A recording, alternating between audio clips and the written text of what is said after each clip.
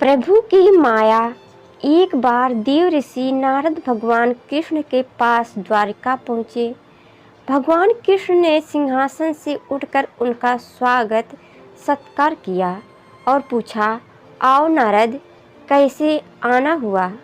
कृष्ण, मैं यह जानना चाहता हूँ कि माया क्या है, बताओगे? नारद ने कहा, नारद, माया कौन बताया नहीं जा सकता। कृष्ण बोले, इसे तो केवल अनुभव से ही जाना जा सकता है।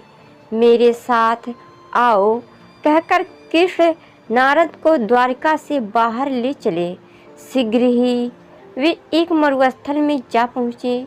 मरुस्थल को देखकर नारद चौंके, बोले, कहाँ ले जाओगे मुझे प्रभु? भला इस मरुस्थल में माया का अनुभव कैसे होगा? धीरज रखो नारद। कृष्ण ने सांत्वना दी। काफी दूर चलने के बाद कृष्ण अचानक रुक गए। गले पर हाथ रखते हुए उन्होंने कहा, अब और नहीं चला जाता नारद, मेरा गला सूख रहा है।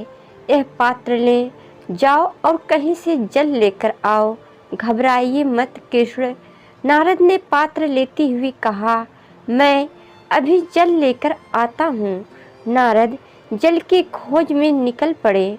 उन्होंने दूर दूर तक दृष्टि घुमाई। हर तरफ उन्हें बालू के ऊंची ऊंची टीले ही दिखाई दिए। वे पर जब वे कुछ और बढ़े तो एक छोटी सी बस्ती उन्हें दिखाई दे गई।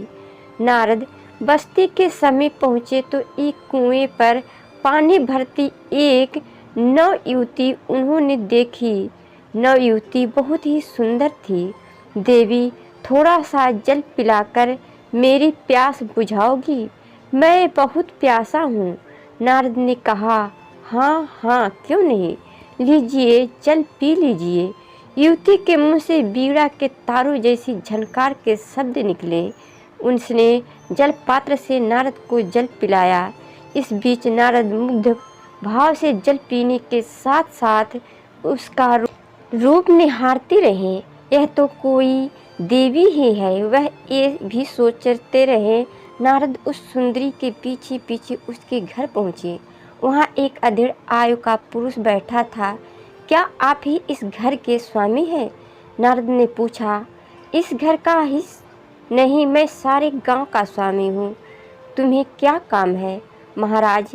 उस व्यक्ति ने उत्तर दिया, मैं तुम्हारी पुत्री के साथ विवाह करना चाहता हूँ। नारद ने कहा, हाँ हाँ, क्यों नहीं। अधेड़ आयु के गृह स्वामी ने कहा, तुम नव युवक हो, स्वस्थ हो, बलवान हो, परंतु मेरी एक शर्त है।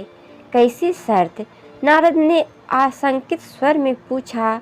तुम्हें मेरी पुत्री से विवाह करके इसी गांव में, इसी घर में रहना पड़ेगा। बस इतनी सी बात है। मुझे तुम्हारी शर्त स्वीकार है। नारद बोले और सोचने लगे कि इस सुंदरी को पाने के लिए तो मैं कुछ भी कर सकता हूँ। दोनों का विवाह हो गया। नारद उसी घर में रहने लगे। विवाह के कुछ ही दिन बाद मुखिया की मृत्यु हो गई। उसका सारा काम नारद को संभालना पड़ा। नारद खेती बाड़ी संभालने के लिए नारद की 4 संतानें हुई। इससे अपनी संतानों को पालने पोसने का दायित्व भी उन पर आ पड़ा।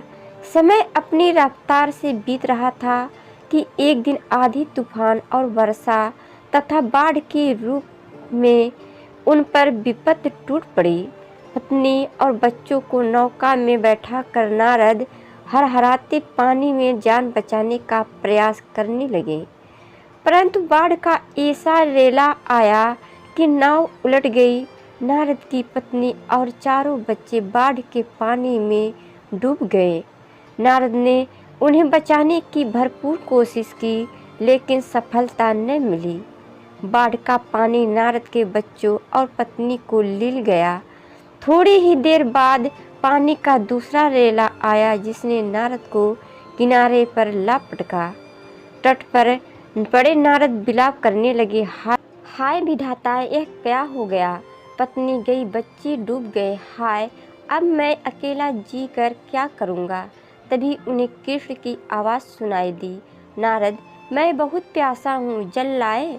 नारद ने घूम कर देखा, सामने कृष्ण खड़े थे। नारद सुबकते ने हुए बोले, कृष्ण, मेरी पत्नी, मेरे बच्चे सभी बाढ़ में बह गए, उन्हें फिर से जीवित कर दो। कृष्ण हंसे बोले, नारद, किस भ्रम में हो, न कभी तुम्हारी पत्नी थी और न बच्चे, वह सब तो माया थी। नारद के मन पर छाया संताप मिट गया, उनका भ्रम टूट गया। उन्होंने हाथ जोड़कर कृष्ण को नमन किया, बोले, हे कृष्ण, तुमने मुझे ज्ञान देकर मुझ पर बड़ा उपकार किया है। अब मैं समझ गया हूँ कि जीवन स्वयं माया है, उससे छुटकारा पाना बहुत कठिन है। तुम्हारी कृपा हो तभी मनुष्य उस पर विजय प्राप्त कर सकता है। विशेष माया का शाब्दिक अर्थ होता है अज्ञान। सृष्टि के पालनहार श्री हरि विष्णु जी अपनी माया से ही संसार को चलाते हैं।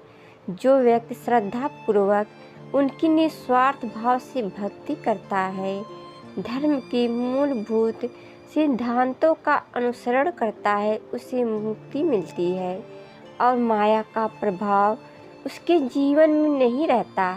अतः माया अज्ञान से पीछा छुड़ाइए और वेदों के अनुसार जीवन के लक्ष्य मोक्ष की प्राप्ति के लिए श्री हरि विष्णु जी की उपासना कीजिए।